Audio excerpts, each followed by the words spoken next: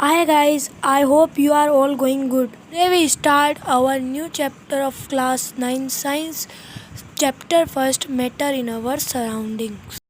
Firstly we talk about what is matter. Matter क्या है?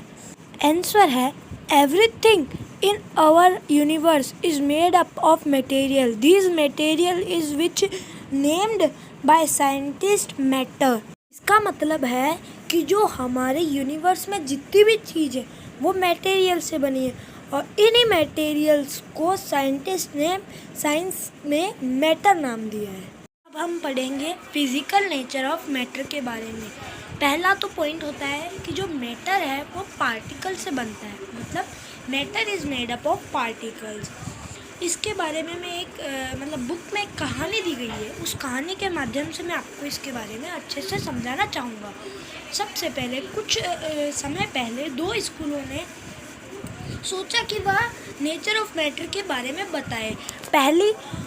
पहली स्कूल ने ये बोला कि जो एक मैटर क्या होता है, उन्होंने बोला कि जो मैटर एक ब्लॉक की तरह होता है, जैसे कि वुड माने लकड़ी। और दूसरी ने बोला कि जो पार्टिकल्स से बनता है मैटर। अब हम बात करेंगे सेकंड टॉपिक, जो है how small are these particles of matter. मतलब जो ये पार्टिकल्स है मैटर के वो कितने स्मॉल है, इसके बारे में एक एक्टिविटी दी गई है। थोड़ा सा उसको पढ़ते हैं मज़े से, फिर हम आगे चलते हैं। सबसे पहले कहा है इसमें कि दो पोटेशियम क्रिस्टल फ्रेगमेंट वाले लेने हैं, पोटेशियम क्रिस्टल लेने हैं फ्रेगमेंटेड वाले 2 से 3। फिर उसके बाद उसको 100 ml वाले 100 ml वाटर लेना है क्लियर, और उसके अंदर उसको डिज़ोल्व कर देना है। जब अपन उसको जब देखेंगे ना तो उसका जो रंग होता है ना, कलर, वो उसका चेंज हो जाएगा। अब फिर उस जो अपन ने अभी सॉल्यूशन मिला हमारे को वो वाटर का है ना, उसमें से 10 ml निकालना है और 90 ml वाले जार में उसको डाल देना है, एक और जार में। और फिर उसके बाद जब अपन ने 90 ml में से 10 ml डाल दिया तो हमारे पास हो गए 100 ml। तो क्या जो आपके पास जो सॉल्यूशन आया 10 ml डालने के बाद, तो उससे क्या होगा? उससे ये होगा कि जो क्रिस्टल के जो पार्टिकल्स थे ना, कुछ पोटेशियम क्रिस्टल के, वो उस 90 ml वाले क्लियर वाटर के अंदर चले गए। उसकी वजह से उसका भी पानी थोड़ा सा उसका कलर चेंज हो गया। तो यही दिया गया कि नीचे जो पढ़ा है लिखा हुआ है उसको हम थोड़ा सा फटाफट पढ़ लेते हैं। जो ऊपर एक्सपेरिमेंट दिया गया है क्रिस्टल पोटेशियम फ्रेगमेंटेड का, उसमें यह दिखाया गया है कि जो लार्ज वॉल्यूम ऑफ वाटर, मतलब ज़्यादा वाटर जो ज़्यादा मात्रा में वाटर है उसका कलर चेंज कर सकता है।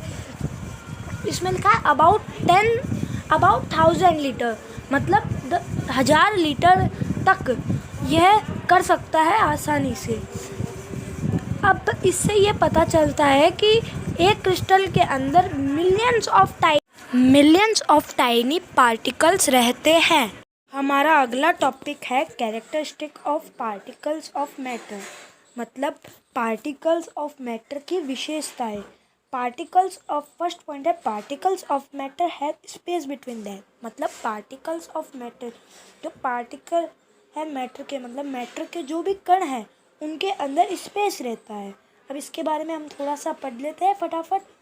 इस एक्टिविटी 1.1 और 1.2 में हमने देखा कि शुगर, सॉल्ट, डेटॉल और पोटेशियम परमैंगनेट के साथ इवनली डिस्ट्रीब्यूट किया गया था। हमने उसको डिस्ट्रीब्यूट किया था वाटर के अंदर। उसी प्रकार से जब हम चाय बनाते हैं, कॉफ़ी बनाते हैं, या लेमनेड मतलब नींबू पानी बनाते हैं, तो उसके अंदर एक ही प्रकार का मैटर लगता है, मतलब उस स्पेस के अंदर जाता है। इसलिए इससे यह दर्शाया जा सकता है कि जो पार्टिकल्स ऑफ मैटर उनके अंदर स्पेस रहता है। अब सेकंड टॉपिक हमारा आता है particles of matter are continuously moving, मतलब particles of matter are continuously moving, मतलब कि जो पार्टिकल्स है, मतलब कण है मैटर के, वो लगातार घूमते हैं। इसके बारे में हम देखते हैं। जो पार्टिकल्स है मैटर के वो are continuously moving, that's is they possess we call the kinetic energy. ये सब इम्पोर्टेंट पॉइंट्स है, आप इसको नोट डाउन कर सकते हैं। फिर से बोल देता हूँ मैं, particles of matter are continuously moving, that is they possess we what we call the kinetic energy. मतलब जो पार्टिकल्स है मैटर के, वो कंटिन्यूसली मूव करते हैं, इस वजह से वो पोजेस करते हैं, जिसे हम कहते हैं काइनेटिक एनर्जी। और जब as the temperature rises particles move faster, मतलब जब जो जो पार्टिकल्स टेम्परेचर राइज होता है, वैसे ही पार्टिकल्स फास्ट मूव करने लग जाते हैं। सो इसलिए हम ये कह सकते हैं कि जब इंक्रीज होता है काइनेटिक एनर्जी के अंदर टेम्परेचर का, तब पार्टिकल बढ़ते भी हैं, मतलब बढ़ते इंक्रीज होते हैं। यहाँ तक आप इसको नोट डाउन कर सकते हैं। अब हमारा अगला टॉपिक है स्टेट्स ऑफ मैटर। इसके अंदर 3 प्रकार के स्टेट्स होते हैं। पहला सॉलिड स्टेट, दूसरा लिक्विड स्टेट और तीसरा गैसियस स्टेट। हम सॉलिड स्टेट के बारे में जानेंगे। सबसे पहले सॉलिड ब्रेक अंडर फोर्स, मतलब सॉलिड फोर्स के अंदर रहने की वजह से टूट जाता है। Difficult to change their shape, मतलब उनका शेप चेंज करना बहुत मुश्किल होता है। और दे आर रिगिड मतलब वो कठोर होते हैं। रिगिड का मतलब यहाँ पे कठोर है। अब हम लिक्विड स्टेट के बारे में जानेंगे। लिक्विड स्टेट फ्लो होता है और वह चेंज शेप भी कर सकता है। और दे आर नॉट रिगिड, वह रिगिड नहीं होते, मतलब वह कठोर नहीं होते। ऑल्सो कॉल्ड फ्लूइड, उन्हें फ्लूइड भी कहा जाता है। अब हम गैसियस स्टेट के बारे में जानेंगे।